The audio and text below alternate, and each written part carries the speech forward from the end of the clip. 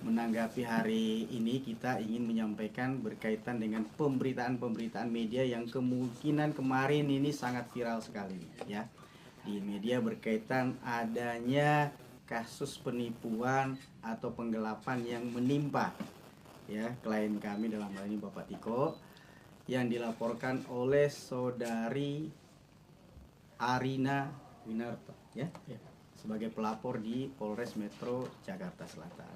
Kenapa sampai timbul dugaan penggelapan dan penipuan?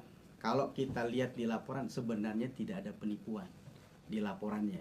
Yang ada adalah penggelapan dalam jabatan 374. Tapi yang viral adalah Tiko atau klien kami ini melakukan penipuan, sehingga framingnya terlalu liar gitu loh. Sehingga kami mencoba untuk memberikan klarifikasi terhadap pemberitaan yang kemarin sempat viral. Jadi saya tegaskan bahwa yang bersangkutan melaporkan khusus pasal tunggal 374. Nanti diklarifikasi mungkin ke pihak kepolisian, dan pihak kepolisian juga baik dari sisi laporan dugaan adanya penggelapan atau penipuan yang dikatakan oleh pelapor 6,9 miliar, klarifikasi dari polisi menyatakan tidak sampai segitu.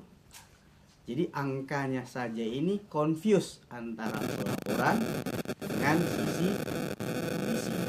Tetapi ada hal yang penting saudara-saudara sekalian, rekan-rekan media, yang perlu diketahui bahwa kasus ini bermula dari persoalan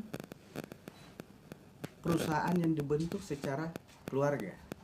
Jadi ada satu PT namanya PT Arjuna ya, Advaya Sanjaya, ini ada 3 pemegang saham.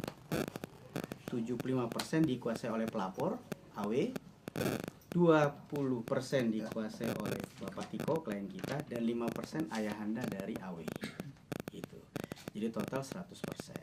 Jadi investasi dalam bentuk usaha berbeda halnya dengan investasi kita di bank. Ya. Kalau kita investasi di bank, uang kita kalau dalam bentuk deposito pasti akan bertambah karena ada bunga dan ini. Tapi kalau dalam bentuk usaha, ya tentu tergerus dengan biaya sewa, tergerus dengan biaya karyawan, supplier, apalagi bisnisnya ini dibuka dengan sistem kekeluargaan dan sifatnya pelaporannya itu ya dulu kan masih suami istri ya.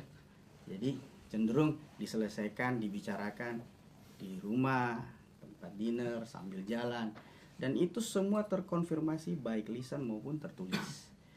Kalau yang bersangkutan menjabat sebagai komisaris, seharusnya kalau terjadi permasalahan terhadap perusahaan tersebut, sebagai komisaris nih, saya harus menanyakan kepada direksi, dalam hal ini Tiko, walaupun suaminya pada saat itu, bagaimana perusahaan, lancar atau tidak, rugi atau tidak. Jangan hanya mau untung nggak mau rugi nih, ya kan?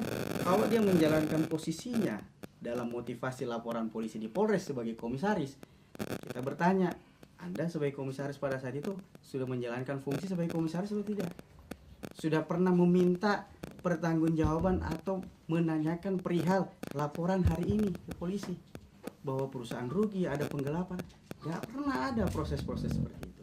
Kalau motivasinya dia melaporkan sebagai pemegang saham, karena dia pemegang saham, apakah pernah Anda meminta pertanggungjawaban direksi, dalam hal ini klien kita, dalam rapat umum pemegang saham? Itu perlu, karena kita membuat satu PT. Undang-undang PT jelas, kalau ada hal-hal tertentu, organ tertingginya adalah rapat umum pemegang saham. Ini sama sekali tidak pernah dilakukan.